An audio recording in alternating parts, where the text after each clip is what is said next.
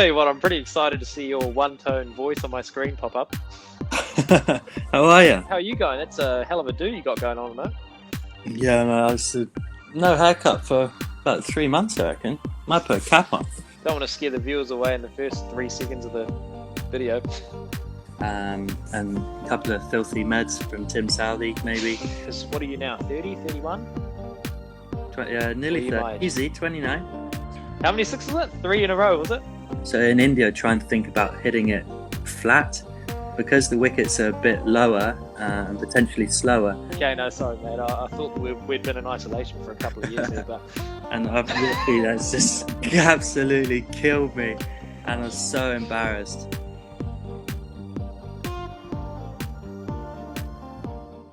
hi, Josh. Ish. Oh yeah, shall we go and record the whole thing like this? I think so, mate. I tell you what, I'm pretty excited to see your one-tone voice on my screen pop up. How are you? Well, mate, how are you going? That's a hell of a do you got going on at the moment. Yeah, no, I was no haircut for about 3 months, I reckon. Might put a cap on. Yeah, whack a cap on, mate. Don't want to scare the viewers away in the first 3 seconds of the video. So what's it like in London at the moment? Is there just no one on the streets? I wouldn't say there's no one on the streets. It's certainly very different. Obviously, London is a very busy place. So I think everyone who's going into central London, there's literally no one there. There's obviously no tourists. Every office is shut down. But we live just in South London in a place called Clapham.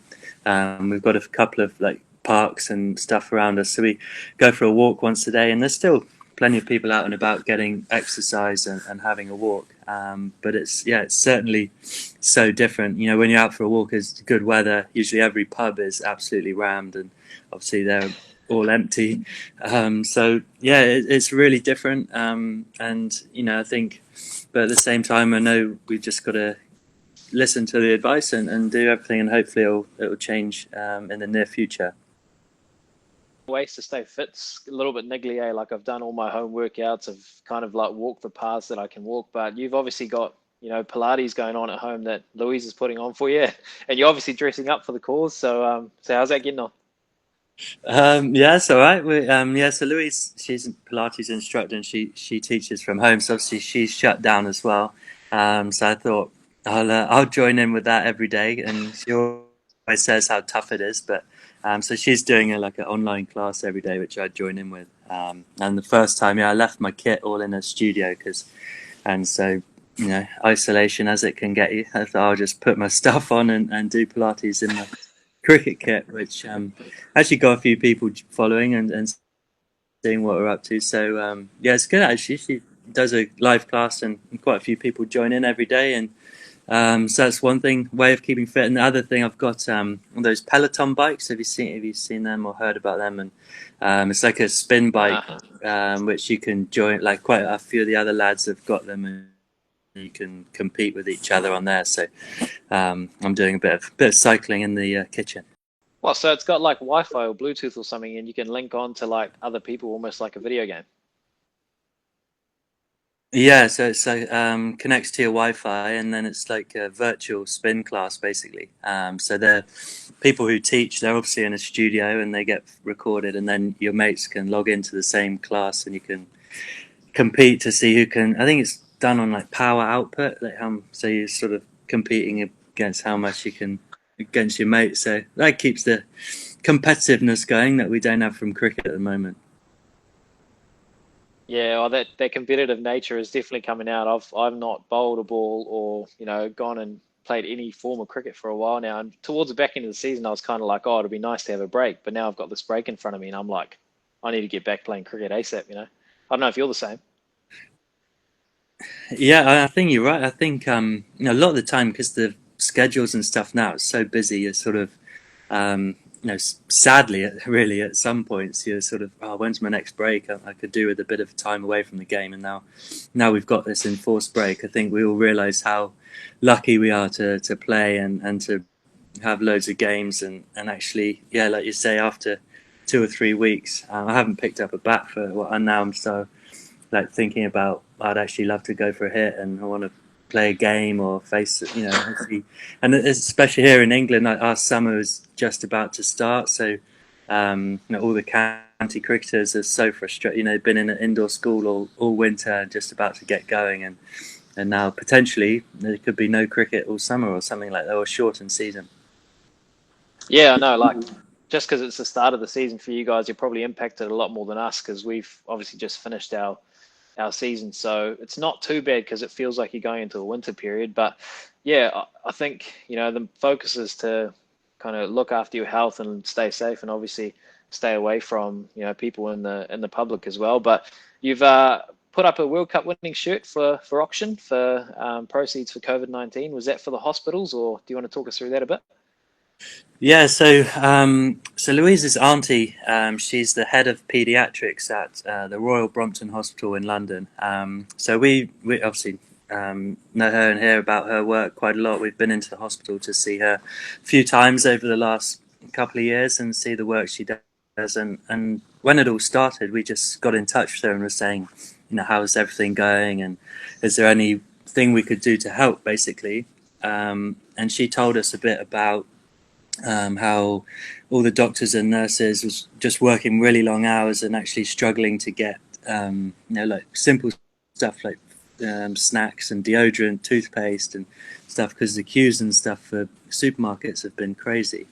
So Mm. she told us about a way we could donate to that, and we did that. And then she also told us they'd launched an emergency fund to try and buy some emergency equipment that they're going to need because of the spike in people coming in for A&E and stuff, and needing treatment. And just thought, well, my shirt, we could auction that off and hopefully raise some money to help them to buy the emergency equipment. So yeah, that's finished yesterday and raised a good amount of money that will be able to buy some really vital equipment. So that's good for the hospitals. Yeah, it's a pretty awesome initiative that you guys have put forward, eh? Because like you said earlier, it just feels like, the really important services, those essential services, are going through so much at the moment and probably working so many hours with really limited equipment at the moment. So the little bits that we can do is awesome, eh? But also just being grateful that we're not on that front line, and those people are kind of doing such a great job for us, and it's a lovely initiative. But well, a lot of viewers or listeners are probably wanting to tap into a little bit of your cricketing now, mate. Obviously, I'm also a fan of the game, so I'd love to, get your thoughts on some training aspects. I spoke to Smudger earlier in the week, Steve Smith, and tried to tap his brain. Obviously, want to get as much information from you guys as I can, because I'm probably going to come up against you at some stage in our careers again. So let's talk about training. What do you kind of like shape your training towards conditions, or do you shape your training differently in different formats? How do you go about your training usually during the season? Yeah, I think during the season, a lot of it's always geared towards the next game, the next opposition, like you say, the conditions. I think sort of those real long training blocks, like you say, 2 or 3 weeks, have sort of gone because you're always in competition mode. So you got 2 or 3 days to practice before a game. So you're trying to look at the opposition, who am I going to come up against? I don't know. Take for example New Zealand. In a one-day game, I know I've got to practice against left arm angle for Bolt, pace with Ferguson, obviously spin with yourself and Santner, and a couple of filthy meds from Tim Southey maybe.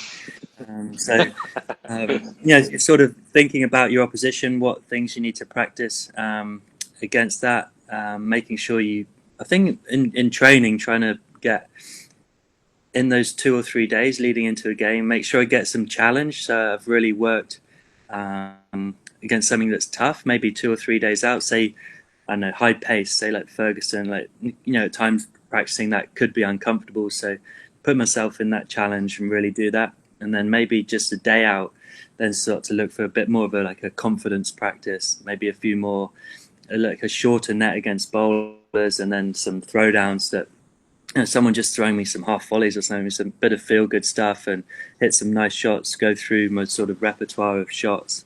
For me, I always, when I'm sort of struggling or looking for confidence, I'd always get someone to just try and throw um, straight half volley. Like I'll try and hit on drives. I think for me, like with my dodgy technique and I fall over to the offside, like hitting an on drive is probably the hardest shot for me. And to do that shot, you have to obviously have good balance and be in a good position. So I always try and practice that shot, like hitting the ball if I'm in the net, like between the stumps and the end of the net, and see if I can access that shot. Because then That's where my next field is going to be whenever I'm bowling to you next, mate. I never hit it there in a game, but I can try and practice it. It's the bit, yeah, Hank Haney. I'm the big miss, mate. I try and hit straight and it goes through square leg. There's nothing wrong with that. There's always runs to square leg. But in saying that though, like, I've been toying with this in my mind a little bit as well. Like, there's such specific training, but do you think there's still room for, like, because what are you now, 30, 31? Or are Nearly you 30. my age? Easy, 29. Oh, okay. No, sorry, mate. I thought we'd been in isolation for a couple of years there. But anyway, yeah, like, I feel like I'm getting to a stage now where, we talk about specific training constantly, but probably neglect the volume as much. Like, do you still see a place for volume? Like, obviously, because we play so much more cricket now, it's harder to find those blocks. But say if you have a 2 or 3, 4 month period, do you still incorporate some volume training in? Yeah, absolutely. And I think you can't get away from the fact that I'm sure when you spoke to Smudge, I feel like we all hear about he hits so many balls, and he's the best batter in the world, so it obviously works. I've looked at the England team, Joe Root and Ben Stokes, probably hit the most balls, and they're the two best players. So there's obviously a correlation between volume, but I think what's really important is to not sacrifice quality for that volume. I think what's impressive about someone like a Root, who obviously easier to talk about someone like him than Smudge, but um, when I watch him practice and practice for a long period of time, the quality is there. It's like every ball is in the right intensity. He doesn't waste a ball. He's not just hitting balls for the sake of it to say, I practice for an hour. Look at that's volume. If he practices for an hour, it's like every ball is right on it. The same with Stokes. You watch him practice now. Like I'd say he's really improved his practice. I reckon a few years ago, he'd dip in and out. He'd always hit lots of balls, but some of it high quality, some of it he just looked like he was having a slog, and then he lost his concentration, then back in, and then you watch him the last few years. His practice is amazing, and obviously he's seen that transfer into their game. So I think that the volume is obviously key if you can do it, but making sure you're doing that sort of specifically as well. Yeah, because like if you do constantly volume training, say if you're preparing for a season in England and then you all of a sudden come to India and you're getting ready to play in the IPL, some of that volume training is probably not specific to the conditions that you'd probably face in India, for example. So leading into an IPL, do you have any specific training? Because obviously at Rajasthan the wicket's quite low and slow. So is there anything slightly different you have to do in those conditions as opposed to England? Um, yeah, obviously spin is going to be a big part of that as well. So I always think about spin. Um, Naturally as well, opposition will go, oh, an English player, let's attack him with spin. Spin in the power play, or so I think spin is obviously going to be a big one that I have to practice. Trying to get you. I think when I first get to the IPL, that's when I quite like to try and do volume, to try and sort of then train my mind. Okay, I'm in India now. No, this is the bounce. Get used to the bounce. Actually, the practice wickets at Rajasthan can be quite bouncy, especially with Jofra or O'Shane Thomas bowling. They don't seem to stay that low there. But obviously, the one in the middle is quite skiddy. So trying to, if you can get onto the middle practice a bit, and I think trying to sort of, one thing I think about like range hitting. Is trying to work on like the trajectory I hit the ball. So in India, I try and think about hitting it flat, because the wickets are a bit lower and potentially slower. If I try and hit the ball flat, then I'll probably find the right trajectory. Whereas sometimes, like if I'm looking for elevation and trying to hit the ball up, with it being maybe a bit slower or staying lower in the wicket, then it can hit the bottom of my bat, or if it stays in the wicket, literally goes straight up. So trying to practice range hitting, like hitting flatter balls, I think then sort of helps me keep my shape and wait for the ball on the bits lower and slower wickets. Yeah, so small, intricate changes there that you have to make to be successful in all conditions, and that's why some of the great players that can score runs all over the world, it's not just down to talent, it's about understanding like specifically what you need to do with your technique to be able to achieve it. Yeah, absolutely. And a thing was I always think about, you sort of look at like age of batsmen and stuff, and you feel like, I know you'd look at, say again, just sorry to come back to Ruti, but at the age of 21 or 22, he's the same age as me, but it was like he knew his game. He had such clarity on his game. It was like he had a 30-year-old shoulder, the head on his shoulders, even though he's 22. Like he just knew what he was doing. He knew how to practice. He knew how to get the best out of his game in all the conditions. Whereas I'd say, I'm still finding that, and it's taken me longer. And I think that's another one to, when you're trying to tell people, someone will say, "Oh, I don't need to hit balls because AB de Villiers says he only hits a few balls like in practice." Well, he's 34, 35 and has 15 years of international cricket. He's banked all that stuff. He's done the work. Whereas you might be 22 and not experienced all those things that they've gone through. So you're at that different stage of your career. So understanding yourself and what you need at the time of practice, is going to be very different to someone who's nearer the end of their career and been there and done it all, and they've probably got that memory and bank of what they've done. So just understanding where you're at as well with what you need, and don't try and tailor that because that's what so and so is doing over there, and make sure you know what you need to get. Yeah, it's interesting, And like if I think of when I play against you as the individual, and I think of however old you are or whatever, like if I look at your game and try to analyze the way you're going to play, it feels like you're trying to constantly make me change the field, like probably with your reverse sweeps, with your sweeps behind square, sweeps in front of square, and things like that. Do you think that's what you've always done, or is that something you've had to develop when you're playing spin in the middle? Because like you said, especially when you go overseas, I guess the Asian spinners do see a foreign batsman and say, okay, we're going to bowl a lot of spin to them. So is that a way to start scoring against spin? Yeah, I think so. And I think I don't know, say like a reverse sweep. I don't know why, but I've always found that an easier shot for me than also, and like you say, for a spinner, it's so annoying because you want to use that fielder somewhere else. Yeah, I'm sick of your And reverse that's why, sweep, Joss. but that's why cricket's such a good game. You always need an extra fielder. I always need an extra shot to come up with something. But I think one thing I try and do, and I know I get it wrong sometimes, but I'm happy with that, is when I come out, is to come with an intensity and to try and put pressure on an opposition. Just like do that straight away. So, and I feel like if I practice hard enough and my reverse sweep's good enough, if you give me that option first ball, why wouldn't I go for it? I'm trying to score the maximum amount of runs possible every single ball, and if that option is on, because you might get 2 dots and then put a fielder there, and I go, I've lost that opportunity to hit that ball, and then you bowl a different ball which gets me off strike, and I'm Yeah. 1 off 3, for example, as opposed to 5 off 3. So always trying to look at maximizing what you can do. Obviously your risk changes depending on the format of game you're playing, and you've sometimes got more time, but I think that's my one thing, especially one day T20 cricket, always trying to come with an intensity to put the opposition under pressure.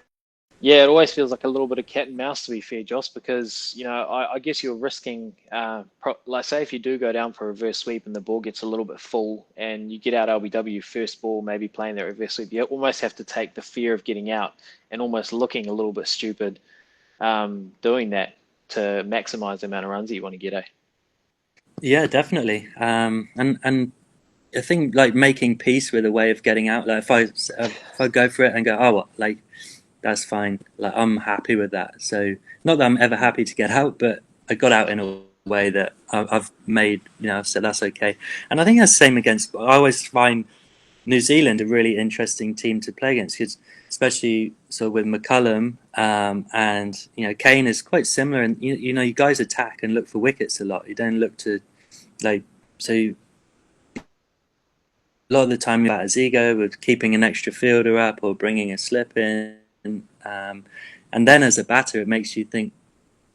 Placed on your. I'm not. I don't want you to feel like you're in control and you can have an extra field. I'm going to show you, and it might be that you get one away, and then you still hold that fielder, and then you get the wicket, having gone for a 4 or a 6, and then you get the. So I think, no, that's each different team has such like different ways of attacking. Whether it be by pressure or by trying to have attacking fields, and the mental side of the game, like playing on certain batters' egos, is a way to do that as well. Like you think of.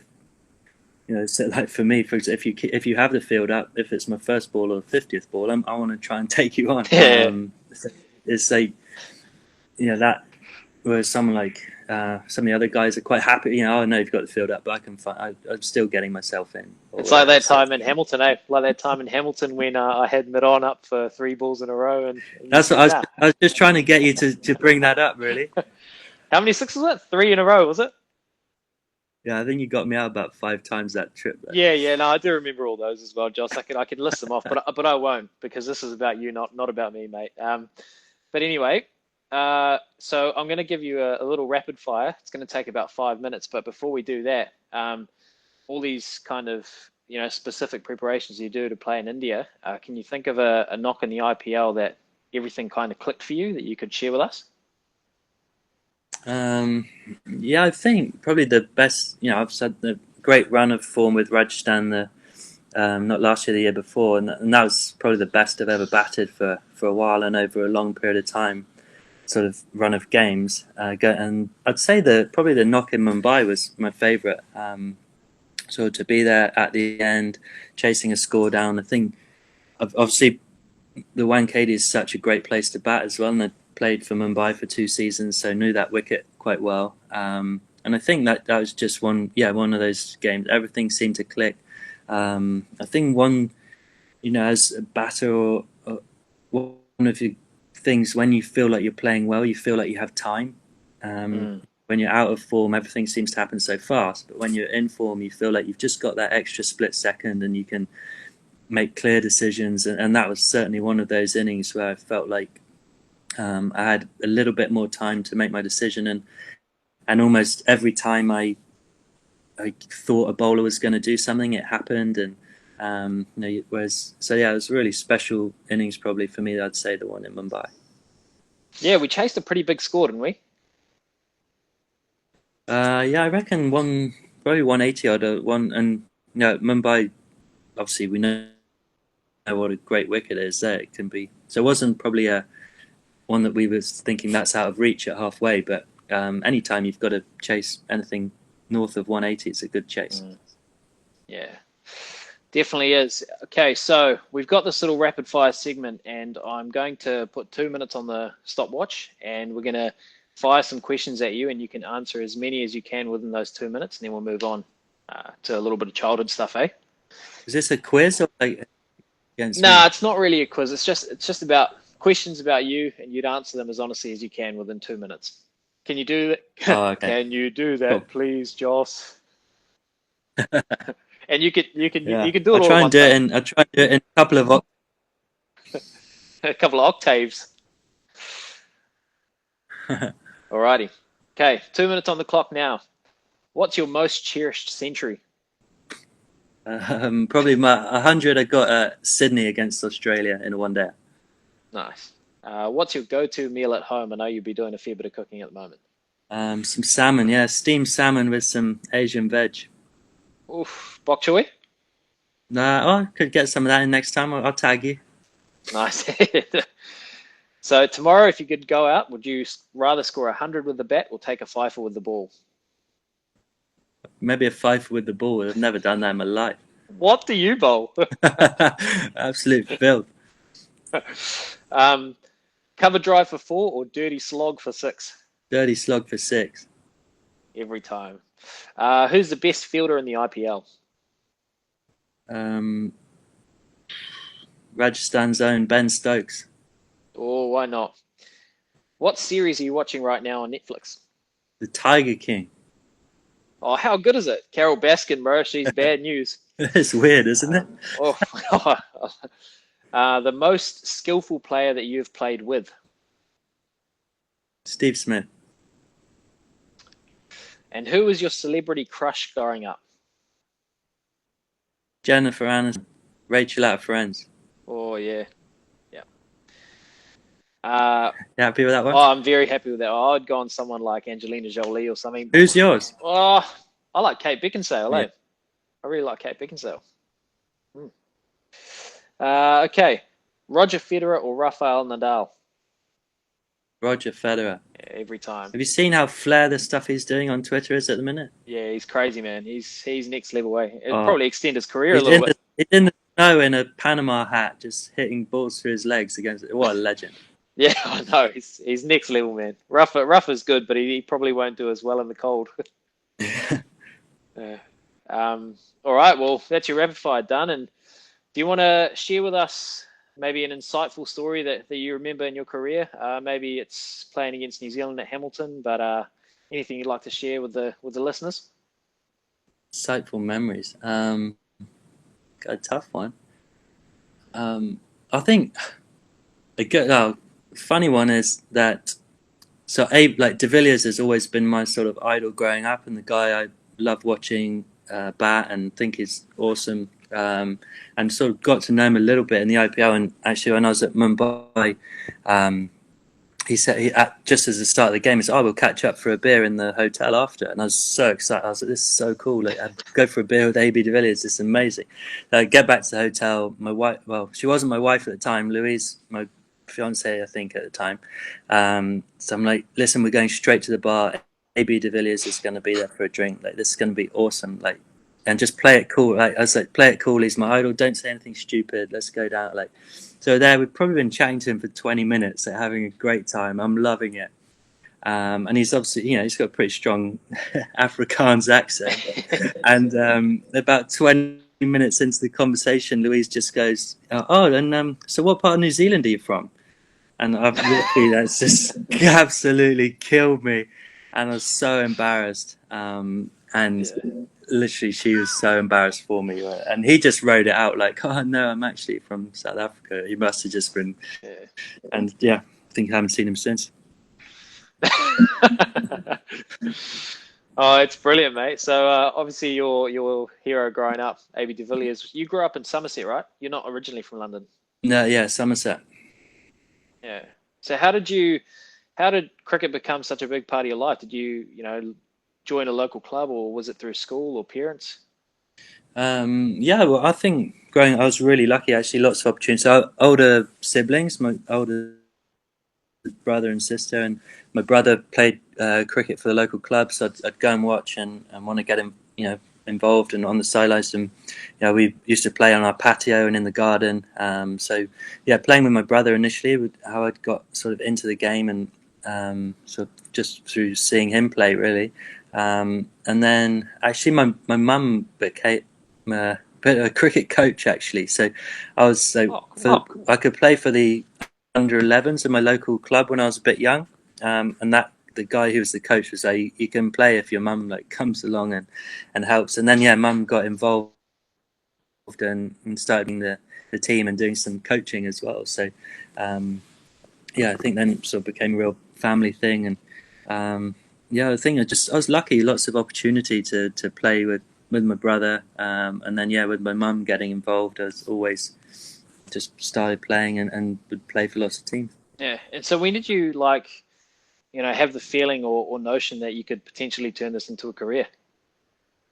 Probably when I was 13 or 14. I got onto Somerset's academy, and sort of when I went onto the academy, it was like, you sort of believed that at that age, everyone who goes onto the academy, when they finish, they become a professional. Like, you don't realize actually it's probably like, 1 or 2 out of 10 guys each time. But I think then it was like, all right, now there was like a clear pathway of how I was going to become a professional cricketer, but I never used to really think about playing for England. It was all about becoming a professional for Somerset, and that was like the thing I wanted to do. But I think when I was went on to the academy, it was like, you then sort of see the first team training, and it was like it suddenly seemed attainable. Yeah, yeah. And Marcus Trescothick would have been like 15 years into his career already.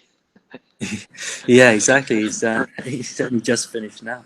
Yeah. He was like he was a big idol, obviously being a Sunset player, and the Ashes in 2000 and playing a big part.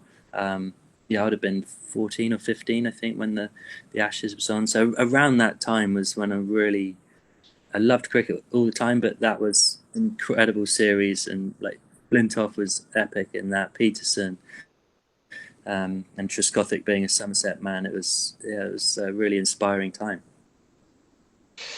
Yeah, I mean, all around the world, we love watching that series as well. I mean, the Ashes is still, by far and away one of the greatest watches in cricket, eh? Like being a obviously nuffy of the game, it's almost theatrical, and that was the series, eh? That was like the game changer series. Mm.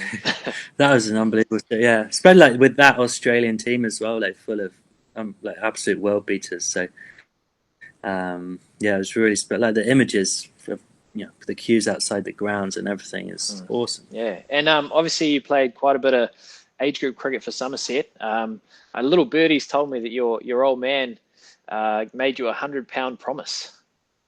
That sounds promising. Yeah, yeah. Well, at that age as well. So when you score your first 100, I'll give you £100. And yeah, I was actually Somerset under 12s in the big local derby against Gloucester under 12s. Actually, yeah, I managed to score 100s at Glastonbury Cricket Club. Actually, there was like drinks just after I got there. And my dad would always stand like in one spot if I was batting; he'd never move. And I remember looking at him at drinks and being like, "Give me the money." How good is that? Yeah. Always chasing the cash, eh? Nothing's changed. Yeah, exactly. Cash is king. Yeah, yeah. Oh, that's pretty insightful little story that, eh? But all those years playing agent cricket for Somerset, you haven't played for another county, have you? Yeah, I play at Lancashire now. So Oh, I've sorry, you been, do play at Lancashire. yeah, so I'm Lancashire now. Into my, Yeah. must be my sixth year. Yeah. Holy moly. Yeah, so all that age group cricket, all that first class cricket, and at one stage were named the captain for the English side. Did you ever think that was going to be a possibility? And what was your first kind of impression as a captain? No, not at all. And obviously, it's a huge honour anytime you're asked to step in and be a captain. I think one thing I really notice, when I've done it on the few occasions I've done it, is it's a lot more emotional game. I think one thing I try and sort of do as a player is try and be really level and think very clearly without too much emotion about the game, like not get too high or low. But suddenly, as a captain, sort of you're the one with the final decision and all these little things that go on. It's sort of that was your call all the time. And it's not like that because you're taking that decision with other people, but yours is sort of the final call. And I sort of really noticed how it makes me more emotional through the game. Sort of a few more highs when things are going well, and a few more lows. Like if you take defeats especially take really personally because you're the captain. So that's an interesting learning for me. Whether that's just the way I would be as a captain, like a bit more emotional, or is that something I could, if I'm going to ever do it in the future, sort of try and work on about managing those emotions. Yeah, well, you probably have to start looking around you, and I suppose as a captain, look for experience around the rest of your side. Guys like obviously Stokesy, if he's not in there as captain, or guys that have played a lot of cricket in that side as well. So, obviously you've played a lot of cricket with Stokesy as well, and from England to the IPL, and you guys are now World Cup champions. Well, that's something that I don't really want to talk about, Joss, but um, so. How's your which colour's your medal? Oh, righto, mate. You've thrown that out a few times, haven't you? I should have half of It's yours, just mate. for that draw. Yeah, it's a shame. There's got to be winners and losers, but just play to the rules. That's what I was taught when I was young. Yeah, look, it turned out the way that it did, and no, it was a great thing to be a part of. But no, you're really lucky, man. You get to play the World Cup and play a whole English series with with the guys like Stokesy, Jofra, and then you get to spend that same time with them at the IPL. But who's the niggliest out of those two in the nets when you're facing them, especially on that bouncy wicket at Rajasthan? Yeah, Jofra, no doubt. Um, he's a nasty fasty as well. He really enjoys bowling bouncers. He enjoys seeing you get hit. And then and also he doesn't ever look like he's trying. So you think, oh, it's all right. He's taking it easy here, and he just flicks his wrist, and it's 90 miles an hour. Um, and they all over your inside thigh. And then he does that like stupid little laugh, and like as in you like, yeah, I really enjoyed that, and you can't lay a bat on me. And there's just nowhere to go. You're just the target at the end of the net for him. So I think Stokes is a bit more sociable. He actually he knows he can. He's sort of a bit of a code. I'll look after you a bit. Whereas I don't think Joffrey ever thinks like that. Yeah, especially because he's getting that leap off a length though, eh? Like you come forward to balls that hit you in the gloves, and that's Yeah, just hard to comprehend. yeah. And then him and O'Shane are like having a competition as to who can hit the most people. So that's why you always put your hand up first for a net. Yeah, yeah. Better you than me, mate. I'll come in at the end and face the net bowlers. Yeah, it's a couple of Um, random offies. Thanks, lads. just a bit of confidence stuff, eh? But you've obviously touched a little bit on AB de Villiers being one of your idols. But if you look around the globe at the moment, a lot of guys you've played with and played against are so skillful, and there's so much T20 cricket at the moment, and all those skills are on display. Who's impressed you on the circuit recently, and are there any things you've picked up from some of those players? Um, recent, I think actually a guy. He's not underrated at all. Everyone knows how good he is, and I think the World Cup here in England, like Rohit Sharma, I just think is awesome player, effortless. I think all like quite a lot of the Indian players have that awesome style, and I think one of the things I've sort of noticed with Rohit as well, like when you played with him a few times, obviously from Mumbai, and if he gets in, he usually goes on and makes big runs and really affects the game and can win games. I think he might have scored 4 or 5 hundreds in the World Cup last year, and like any T20 game, it was like a sure season at Mumbai. If he got past 10, he was always not out at the end of the game or at the end of the innings on 90 or 80. It was so, and I think the effortless nature in which he can really take guys down. I think he's a really good player of the short ball as well. He pulls really well, which I'd say it's not really the case now, but a few years ago, it was always an area you'd think, oh, let's try and attack the Indian players with a few short balls, but Rohit smashes them, and then you go Fuller and he Mm. smashes back down the ground, and I just think he's got a really nice style about the way he plays. So yeah, he's been obviously fantastic for a long time now, but I just like the way he bats and the effortless nature in which he manages to take people down.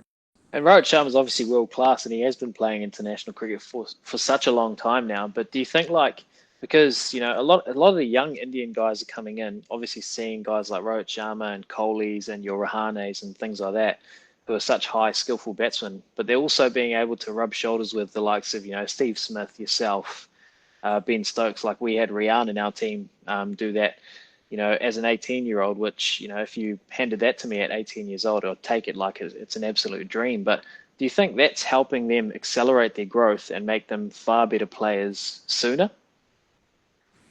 Yeah, I do. I think there's a few reasons for that as well. Like you say, that rubbing shoulders with all these guys, seeing their like at 18, like you say, managing to share a dressing room with some of the best players in the world and get to watch them 24/7. Really, you see how they train, Mm. how they handle themselves around the hotel, in all sorts of what they eat, what they do at practice.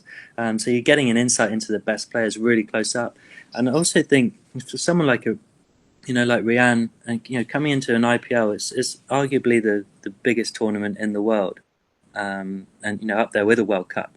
and you're playing in front of fanatical crowds. There's huge pressure. If you come in as an 18-year-old and perform and score runs, I think that just gives you the confidence to think, I can do this day in, day out in international cricket. I can just gives them so much confidence because, and then when they walk into international cricket, they just expect to perform straight away because they've done it at Kolkata in front of 70,000 people or against Dale Steyn or some, they've done it before. They're not coming into that step up into international cricket is not, any different to what, probably less pressure than there is at the IPL. So I think that gives them a lot of confidence. Yeah, well, it's pretty wicked, eh? And you've been through a fair few IPLs now. How many have you played? Uh, Four, I think. This would have been my fifth. Yeah, yeah. Well, hopefully we do get a chance to play later on in the year. But if we don't, you've had a fair bit that's happened over the past, couple of years, especially. You've been captain for England. You won a World Cup. You've had a couple of really successful IPLs. But moving forward and looking forward to whenever it may be that we start playing cricket again. What are your ambitions moving forward for at least the next couple of years? I know you like to take it day by day, but do you have any specific goals coming up in the next couple of seasons, or?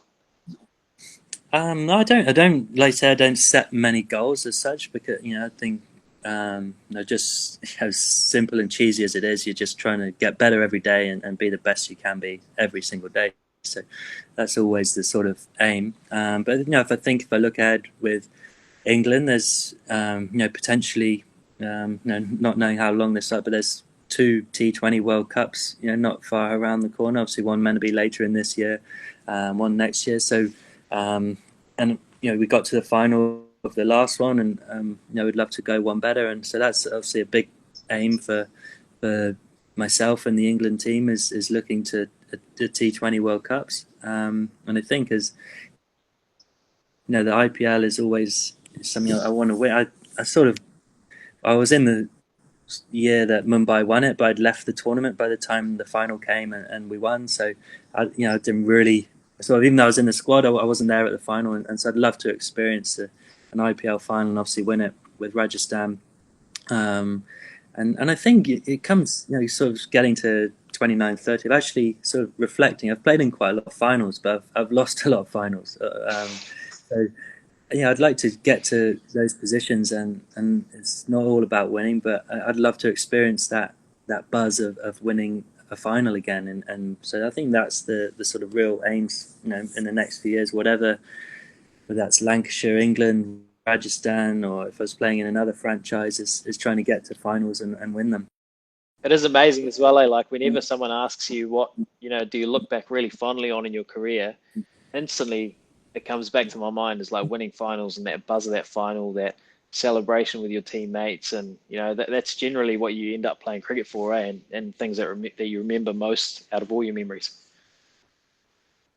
Yeah, absolutely, and I think that's one of my things I try and tell myself a lot of the time is to play for the moments. You're playing for that moment of, it might be 30 seconds or a minute of like I go back to that World Cup.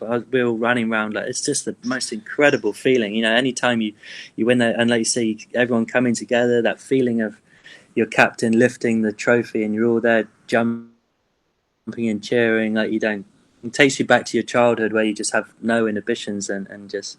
So I think whatever that is, whoever you're playing with, winning a trophy or a final is such an awesome feeling. Like you say, the celebrations in the dressing room and all those things, like those moments. It's not really the ones on the field. It's more the stuff you get up to celebrating and after that you really cherish. And obviously it brings you together with those guys. You could meet up in 10 years time and at a random pub and be like, oh, how good was that 10 years ago that we. So those moments are special, aren't they? As long as isolation doesn't carry on for another 10 years. Well, you can make up a few games on your own, and you're always going to win them, aren't you? Because no one else can play with you. Yeah, absolutely. But awesome. Well, I've got a little task for you. I'm gonna give you 6 questions. All of the answers. So this is actually a proper quiz. If you're up for it, and you're pretty used to winning at the moment, so we'll see how you go. All the answers are current Rajasthan Royal squad members. All right, that's the only clue you'll get. Okay. All right, you ready? Yeah. Which current Rajasthan Royals player has hit the most sixes in the IPL? Robin Utterba. Nice, 156 sixes. Yeah, he's been around a fair bit though, hasn't he? He's played a fair bit of games. Yeah, yeah. I was thinking, yeah.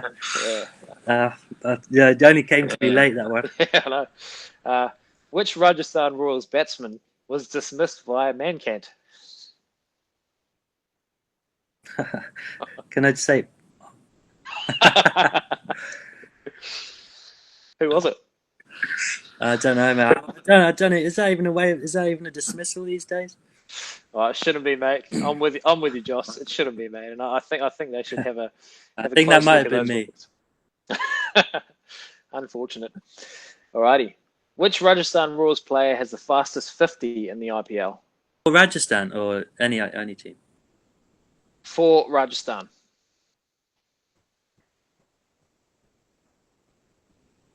Myself. It is you, mate. You're all over this little piece of paper, aren't you? Wow. Who's Well, two, writing this? two of the answers out of three have been me. Yeah, I know. I won't ask you the fourth one as well because that might be you as well. Um, which franchise has the best head-to-head record against Rajasthan Royals? Who's beaten us the most? Uh, Chennai. It is Chennai. 14 matches won against us. We've only won 7, so we'll look to Yeah, get that a little bit we better. Eh? drew a couple last time. Alrighty. Which current Rajasthan Royals bowler has the best economy rate in the IPL?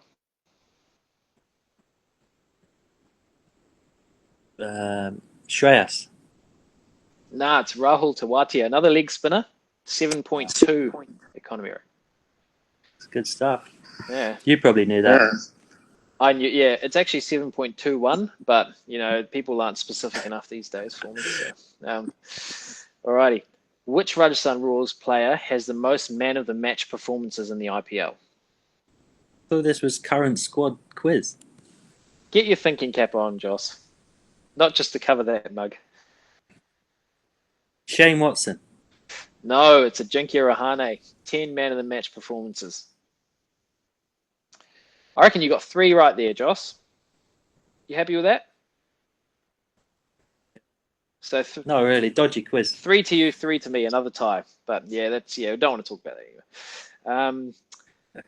Yeah, well, thanks so much for your time, Matt. I know it's been you've got a fair bit of time on your hands when you're not doing Pilates and obviously looking after your daughter as well at home. But really appreciate your insight. It's great, obviously for me as well, being a young cricketer, to hear some of those thoughts and hopefully implement some of those into my Young, you're 35, aren't you? It's actually my 34th birthday next week, mate. But yeah, thanks for that. Do you want my real age or my? Yeah, exactly.